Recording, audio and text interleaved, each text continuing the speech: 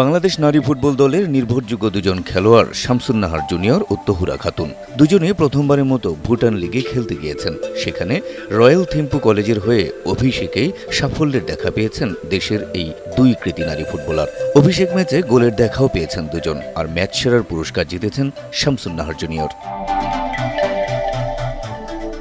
ভুটান লিগে শামসুন নাহার তহুরার দল royal Thimphu college ৪-০ গোলে হারায় ওগেন একাডেমিকে। ম্যাচের প্রথম গোলটি এসেছে শামসুন নাহারের পা থেকে। মাঝের দুটি গোল করেন ভুটানের দুই খেলোয়াড়, আর শেষ গোলটি করেছেন তহুরা খাতুন। রয়্যাল থিম্পু কলেজের হয়ে খেলতে ২১ জুলাই তহুরা খাতুন ও শামসুন নাহার জুনিয়র ভুটানে পাড়ি জমান। এই দুজন সহ ভুটান লিগে ১২ জন বাংলাদেশের ফুটবলার রয়েছেন।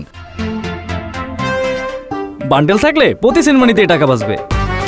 বিকাশ সেনমানি বান্ডেল কিনে জিতুন প্রতি লেনদেনে।